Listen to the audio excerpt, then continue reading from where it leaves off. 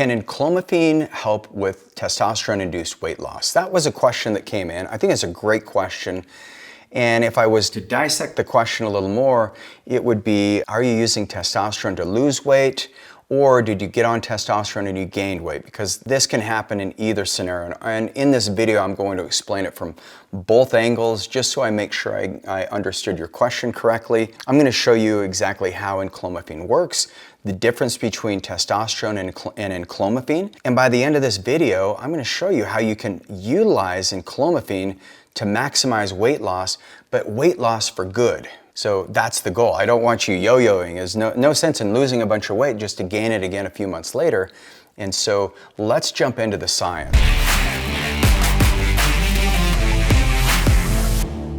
So first of all, enclomiphene. So what is it? And does it really raise testosterone? I mean, this little molecule that works on a completely different pathway. How does it actually work? So this study, this is a phase 3 study. It was published in BJU International, and the title of this is Oral Enclomiphene Citrate Raises Testosterone and Preserves Sperm Count in Obese Hypogonadal Men, Unlike Topical Testosterone, Restoration Instead of Replacement. So what they did is they did a randomized double-blind clinical trial. So they had 2 parallel trials going on. This was phase 3 in overweight men. So these are men who were obese with secondary hypogonadism. Hypogonadism is when your testicles start to shrink and you stop producing testosterone. It's devastating because testosterone, as you guys know, testosterone is one of the most powerful longevity hormones in your body.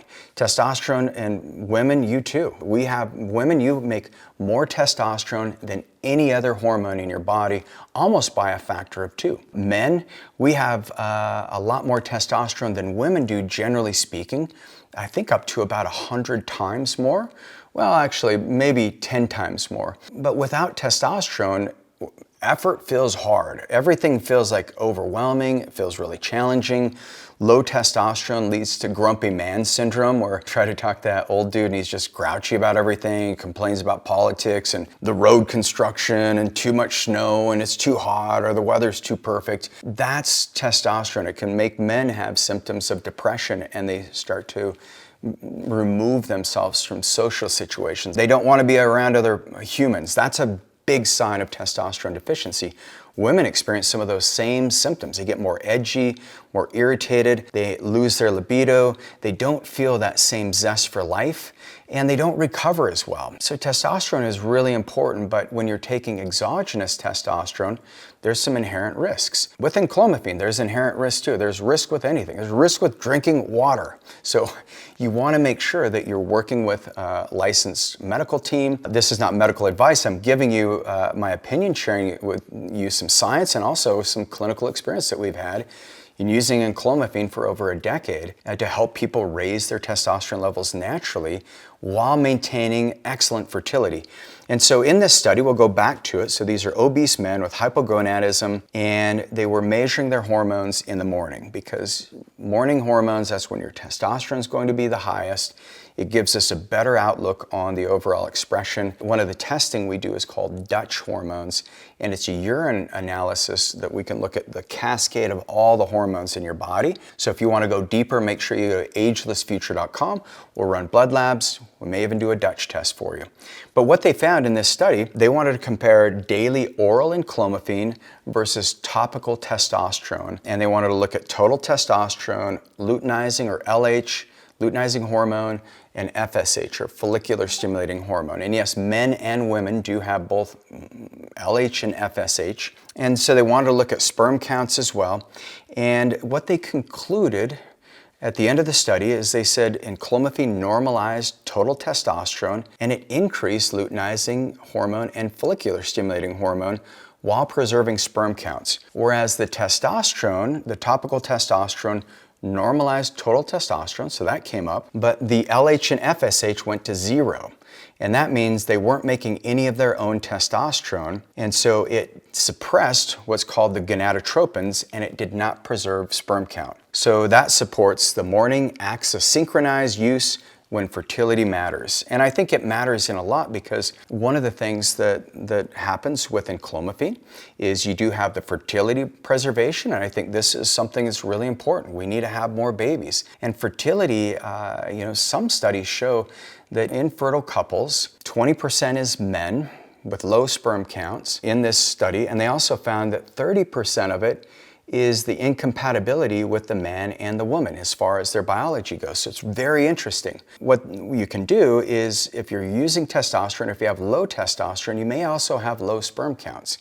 And so by using enclomiphene, this is a way that you can increase your sperm counts. For women, you're going to get better follicular stimulating processes, so you have better ovarian cycles, you have healthier eggs, healthier expressions. And so in women, it's the priority is timing your ovulation. So if you're not tracking it, look at your luteal quality and then anchor the dosing to the follicular window. That's the critical thing. But once again, you want to work with your doctor on this. You want to work with our medical team. Go to agelessfuture.com so you can make sure you have everything dialed in. You'll also see enclomiphene if you're looking for energy, looking at mood, then maintaining that morning dose for both women and men seems to be the most effective thing. The other thing that you'll find is with testosterone, a lot of people gain water weight. And this excess water retention, people kind of feel puffy and they don't like it. And you can see when men are on too much testosterone because their organs start to get enlarged and it doesn't do well for your sperm, because when you have this exogenous source of testosterone coming in, your sperm goes to nothing. And even men, if you're like, oh, I don't want to have any more babies, or maybe you got snipped, that's fine, but you do want to protect the health of your testicles. Your testicles will appreciate it. The other thing that happens if you want this fat loss momentum, sometimes testosterone, you get that excess water weight and you'll put on 5 pounds. And so people get really frustrated. They're like, well, I got on testosterone so I could build more muscle so I could lose weight for good. Because like I mentioned, we don't want the yo-yo effect. And the way you can prevent having the weight come right back on is by having really healthy muscles. And testosterone helps you hold on to muscle. But if you're holding on to muscle and you're also getting puffy from the water weight, then you're going to be carrying around extra pounds, which puts extra pressure on your joints. So it's not ideal. The other thing is it's fertility friendly. So it preserves, enclomiphene preserves what's called spermatogenesis. So you're going to get the formation of new sperm. And so that won't sacrifice your future ability to have a family and have some cool babies. Enclomiphene, what most of our clients report, is it's a little cleaner feeling. You don't have the mood swings. Men prefer this because it's a steady dose. A lot of men are injecting testosterone cypionate or propionate once or twice a week. And so your levels go really high and then they start to drop and then they go high and drop. And so men, you may not notice it, but ask your spouse. They'll let you know if you're getting grumpy. Also with the exit ramp, a lot of clients come to us, they said, look, I've been on testosterone a long time. I want my body to start making it on its own. And they have different reasons for doing that. Maybe they want to protect their hair. Maybe it's other reasons. But what you'll find is enclomiphene, in many cases, can get your testosterone, your total testosterone, your free testosterone in the optimal levels. And you'll be able to have that more evenness. And then what we found is for body composition, testosterone is absolutely key. Sometimes enclomiphene alone will not get you the body composition you want. If you're really looking to get, to build out the trophy muscles, your chest, your back, your arms, testosterone is going to give you a little better benefit.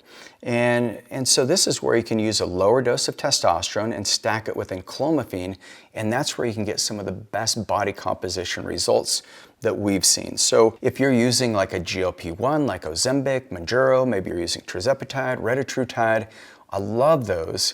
But the risk is losing muscle mass because you're not eating as much. But if you use like enclomiphene and testosterone, that's the way you can maintain that muscle mass. You can get really lean and then add in like MOD-SC, a mitochondrial peptide, so you get the energy. And then your endurance and cardiovascular fitness will be amazing. So just to look at these things, holistically, work with the provider, get your blood labs drawn, and that's the best place to start. And if you're wondering when is the best time to take enclomiphene, if you want to go deeper in some of the research on enclomiphene, check out my video on the optimal time of day to take enclomiphene. Just click on the link below. I appreciate you being part of this community of ageless future citizens, and I'll see you on the next video.